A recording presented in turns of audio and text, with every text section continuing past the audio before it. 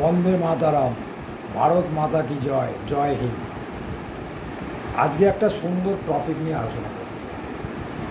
এটা হচ্ছে হসপিটালের ব্যাপার। এই নিয়মটা অনেক দিন আগে থেকেই পুরনো ছিল। যে সমস্ত আমাদের কলকাতা হাওড়া শহরে বেসরকারি হসপিটাল আছে, সেই সমস্ত হসপিটালে মোট শয্যা সংখ্যার 10% গরিব মানুষদের বিনা পয়সায় চিকিৎসার জন্য সংরক্ষিত রাখা ছিল। কিন্তু এতদিন এই নিয়মটা মানা হতো না। কিন্তু বর্তমান সরকারের স্বাস্থ্য প্রতিমন্ত্রী সুমনা সরকার এবং যিনি স্বাস্থ্যমন্ত্রী আছেন, ওনারা এই বিষয়ে উদ্যোগী হয়েছেন। কারণ এই বেসরকারি যে সমস্ত হসপিটাল যখন তৈরি হয়, তৈরির সময় সরকারের কাছ থেকে বিভিন্ন অনুদান, বিভিন্ন জমি, আরও অনেক রকম সুযোগ সুবিধা পেয়ে থাকে। তাহলে তারা কেন আমাদের রাজ্যের গরিব মানুষদের চিকিৎসা দেবে না, বিনা পয়সায় চিকিৎসা দেবে না? তাদের মোট যা শয্যা সংখ্যা আছে তার 10% গরিবদের জন্য সংরক্ষণ রাখতে হবে, এই নিয়ে প্রশ্ন তুলেছেন এবং আলোচনাও হয়েছে, স্বাস্থ্য ভবনে আলোচনাও হয়েছে। হিসেব করলে দেখা যায় আমাদের কলকাতা ও হাওড়া শহরে যে সমস্ত বেসরকারি হসপিটাল আছে তাদের শয্যা সংখ্যাটা আমি একবার বলছি, শুনুন। শয্যা সংখ্যার 10% হলে কত হয়? অ্যাপোলো হসপিটালের 75টা seat, institute of neuroscience Kolkata 21টা সিট, 10% মানে 21টা। ইনস্টিটিউট অফ চাইল্ড হেলথ 21টা সিট, ইসলামিয়া হসপিটালের 21টা শয্যা, মণিপাল গোষ্ঠীর হসপিটালে 100টি শয্যা, ডিসানের 51টি শয্যা, কেপিসির 106টি শয্যা, রুবি জেনারেল হসপিটালের 40টি শয্যা, ফর্টিসের 33টি শয্যা, নারায়ণী হসপিটালের 68টি, অরবিন্দ সেবা সদনের 16টি, ভাগীরথী নেওটিয়ার 21টি, বিপি পোদ্দারের 21টি,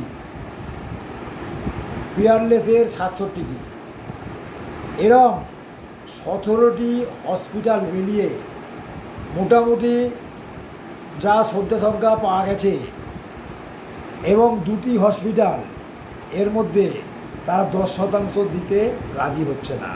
কিন্তু সরকারের কাছ থেকে জমি পেয়েছো, সমস্ত সুযোগ সুবিধা নিয়েছো তৈরি করার সময়, কেন দেবে না, কেন সংরক্ষিত রাখবে না, সেই নিয়ে আলোচনা হচ্ছে। তাদেরকেও দিতে হবে। স্বাস্থ্যকর্তাদের অনুমান শহর ও জেলা মিলিয়ে এইটার মোট শয্যা সংখ্যার পরিমাণ হতে পারে 1000টি শয্যা। সুতরাং এতগুলো শয্যা পাওয়া গেলে মোটামুটি যে সমস্ত রুগীরা সরকারি হসপিটালে যদি বেড না পান, তারা এই সমস্ত বেসরকারি হসপিটালে ভর্তি হতে পারে।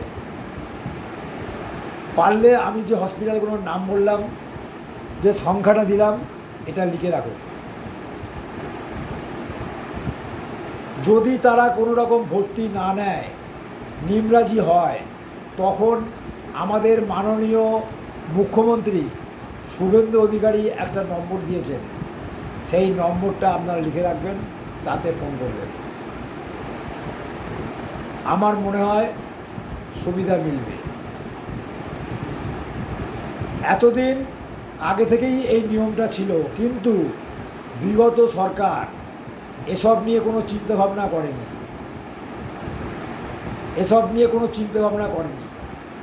না করে স্বাস্থ্যসাথীর মতো একটা কার্ড চালু করে দিয়েছে শুধু ভোট পাওয়ার জন্য। কিন্তু এই স্বাস্থ্যসাথী কার্ড অনেক হসপিটাল নিতেই চায় না, কারণ তারা জানে আমরা যদি চিকিৎসা দিই, এই সরকারের কাছ থেকে পয়সা পেতে কালঘাম ছুটবে। সেই জন্য এটা ঠিকমতো রূপায়ণও হয়নি। সবার তো আর নেতা মন্ত্রীর মতো খুঁটির জোর নেই যে ফোন করলেই ভর্তি হয়ে যাবে। অনেক গরিব মানুষ আছেন, স্বাস্থ্যসাথী কার্ড থাকলেও তারা তার সুবিধা পেতেন না। কিন্তু বর্তমান সরকারের আমলে মোটামুটি গ্যারেন্টি আপনি এই সুযোগ সুবিধাটা পাবেন।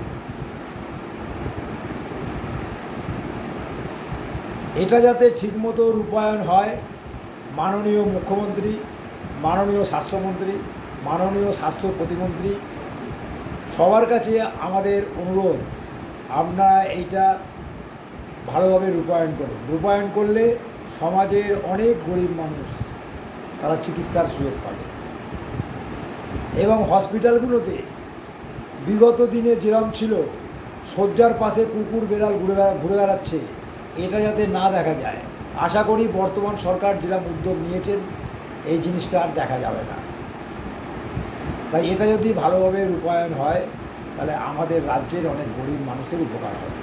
নমস্কার।